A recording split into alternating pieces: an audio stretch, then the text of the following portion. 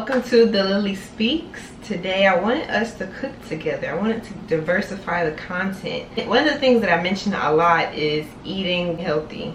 And so I want to bring you guys in and show you some options that will be gluten-free, anti-inflammatory. So this is the big bag that she's gotten me.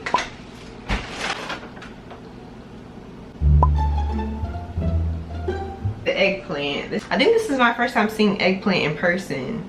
I always see the emoji and associate it with the nasty stuff, but we're about to cook it today. So let's start off with washing our eggplant. You have to wash your produce. You have to wash everything that you're about to cook and put into your body because it's important. Just got some tap water and put some white vinegar in there, and now we're cutting.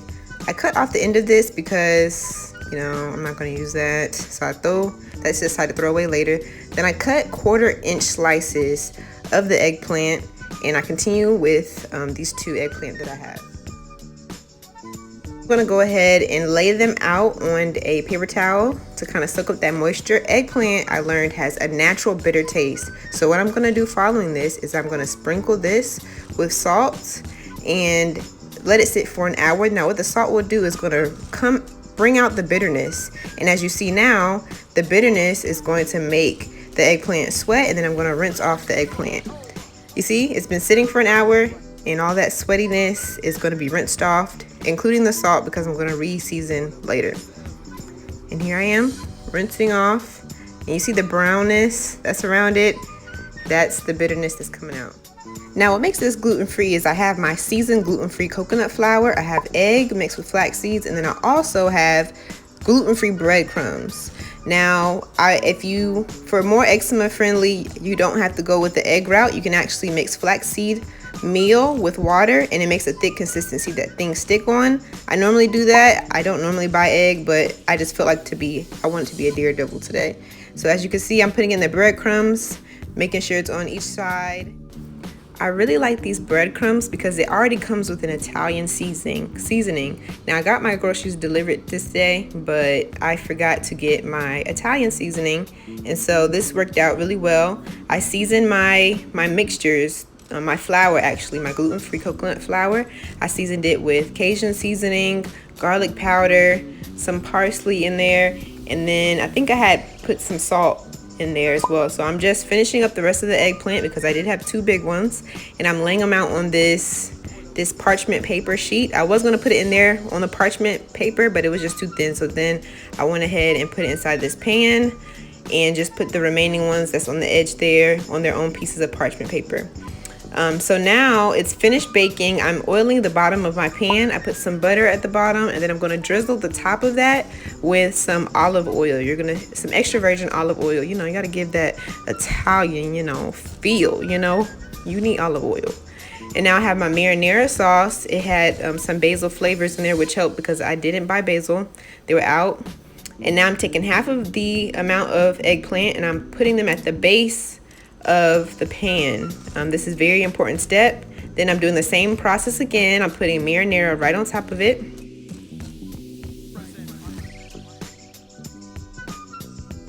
Now it's time for the maker of it all, the mozzarella cheese. For a more eczema friendly route, or for a non-dairy route, you can get some dairy-free mozzarella from DIYA. I use that sometimes, but I wanted to go all out and get actual cheese. I sprinkle Parmesan on top, some basil, and then I'm going to repeat the process of adding eggplant on top. It's like a little sandwich. That's so cute. I just now realized this. And I'm going to finish it off and drizzle it with more marinara and more Parmesan, and then bake it after that. So I'm just kind of fitting everything into the pan, simply because the pan is too big and I didn't make that many of the eggplant.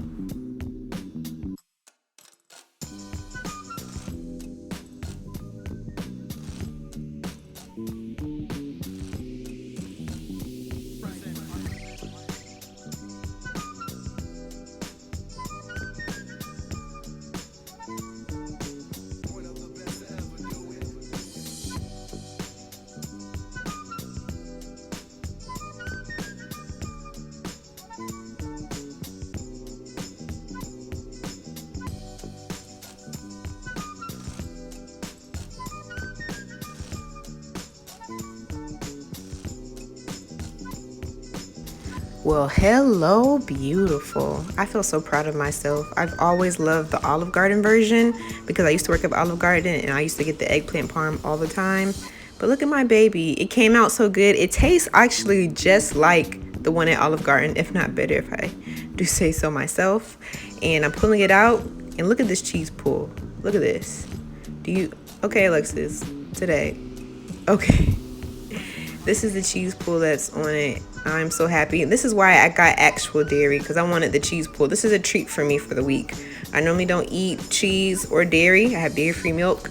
And normally when I do get cheese, quote unquote, it's dairy-free or DIYA of some sort. And I don't normally use egg. I normally use flaxseed milk with water. But like I mentioned, I wanted to go all out. And this was like a cheat meal in a sense. I'm really proud of how this came out. It tastes really good. And I'm not the best plater, but I mean, I think it looks good. I thank y'all for watching. Thumbs this up if you want more recipe videos. I'll be cooking on Instagram, but I need to do it to YouTube too. More wellness stuff. This is a vegetarian friendly meal, and you can definitely do the substitutes that I mentioned before to make it healthier. Thank you guys so much for watching. I really do appreciate it. Don't forget to subscribe, like, and comment. And your girl will be seeing you later, okay, in the next video. Bye, guys. Love you. Have a great day.